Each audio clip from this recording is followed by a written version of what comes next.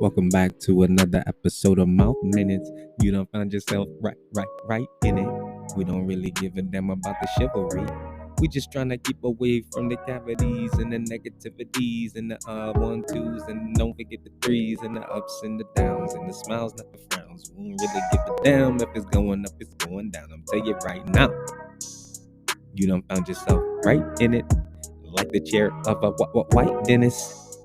Right here at Mouth Minutes. Right here at Mouth Minutes. Put it in your pipe and smoke it.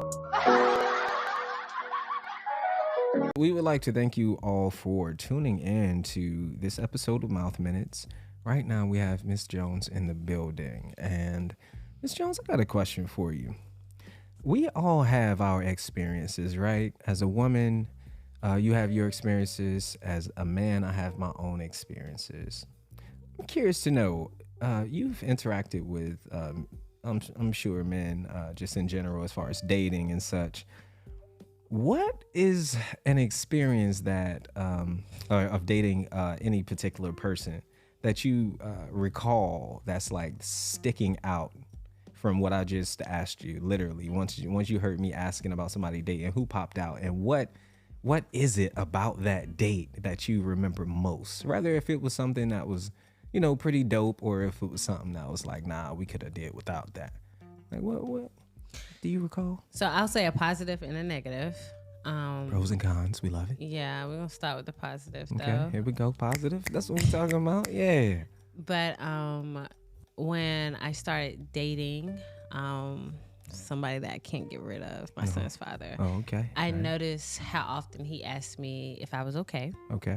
And how much it came off as if he cared about me being comfortable. So that was something that he was a motorcycle person. Okay. So I took a trip or two on his motorcycle with him, and he was always checking in.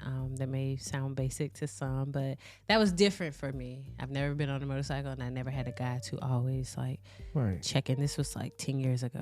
Check in to make sure that I was okay. Like, you see, I may look okay, but mentally or emotionally, are you feeling okay? And he checked in on me all the time, and that drew me closer to him.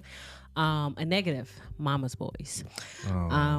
Men who can't think without the validation from their mother. And I don't mean teenagers, I mean men. Grown men. Adults. Yes, adults. Not young adolescents, adults. Come on, fellas.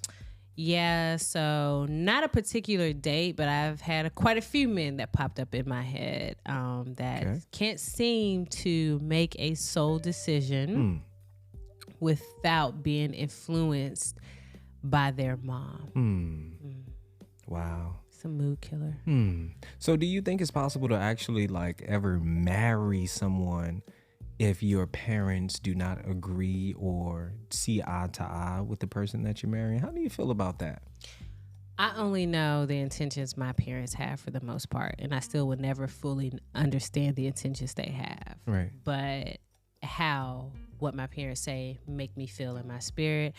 I will say, if me knowing I know now, if they don't perceive a man as somebody that's conducive to where I'm going in life, I probably can't marry them.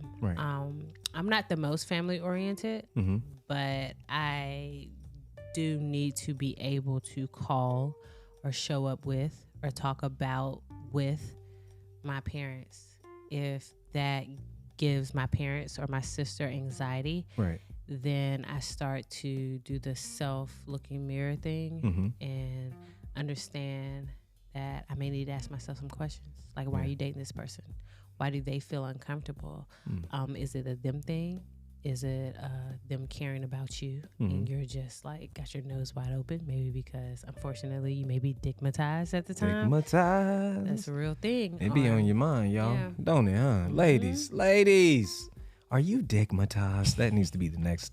We're going to turn it into a commercial or something. Are you digmatized? Are you seeing ding dongs? Are you going crazy? Yeah, you making irrational decisions. Hey, real spill. Look, Sex is a weapon. Mm-hmm. Okay. It is. And it is a spiritual bond. And to be honest, to make it clear, and you don't want to be bonded with the wrong type of energy because it stays. And then you got to ask yourself, how do I get rid of this energy? You know? Yeah.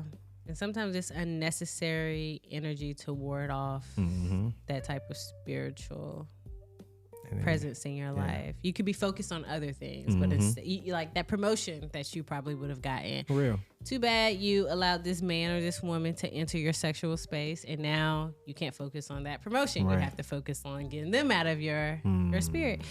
That's a real thing, and as we all do at a older age, we learn the hard way. For sure. Got to see it to believe it. So speaking of dating, you dating at the moment? I am trying things out. Right, Will I consider myself dating someone? A consistent person? No. Well, even if it's not consistent, just like a little date here, like, hey, we're going to go out here, we're going to go out there. Anything like that? I mean, yeah. Okay, so how has that gone? Like right now in the year 2024, we are dating.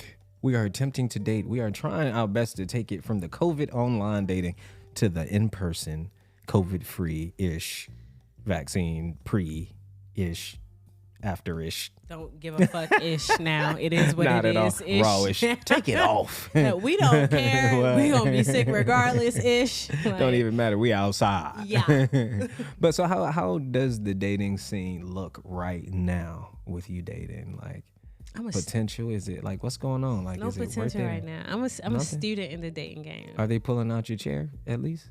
I only date a certain type of man. Oh, I'm no longer in my 20s, so all right. if Shout out to the grown and sexy.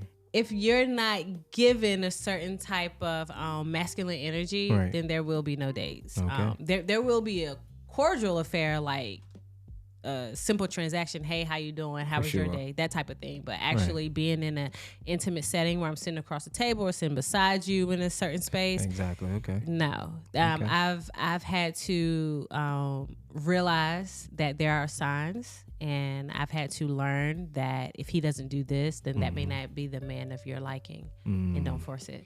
So what are some of those signs? Like when you know that is just what is going to turn you off? Like what is that sign that's just like, nah, this is just not going to work for me? What is it? You know, I mean, because we all have our own expectations, of course, but what for you, what can a man do on a date to make you say, oh no, check please? You know. Okay, so let's say he invited me out. Him showing up late. Sense of selfishness. Yeah, and I know he's late to work every day. Yeah, or so self-centered. Those kind of are mommy boys. Yeah. No mama boys. Yeah.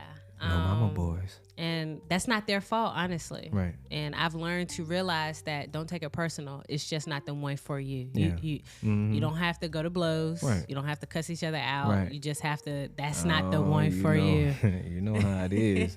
Oh, you know how it is. Yeah. Especially when somebody turns somebody down.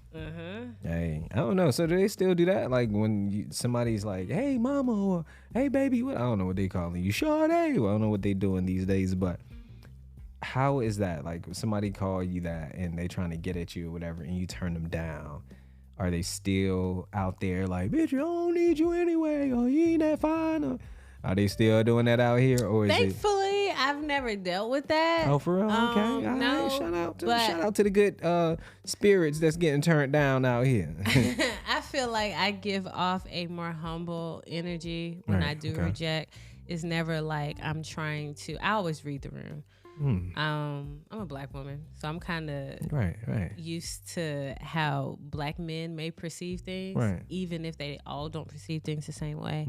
I'll never try to hurt a man's ego, especially a black man's ego, when he's around people, because I know that may turn to a situation that I may not be ready for. And I'm more empathetic when I just don't want, ultimately, I don't want someone to feel how I may have felt, whether you're a friend, enemy, stranger, whatever. So with the rejection, it's always, I'm flattered, but no thank you.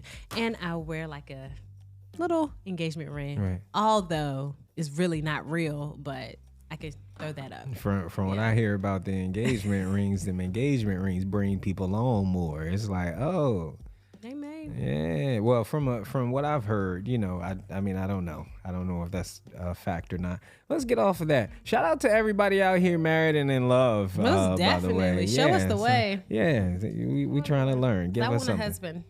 See, she wants a husband. So come on, guys.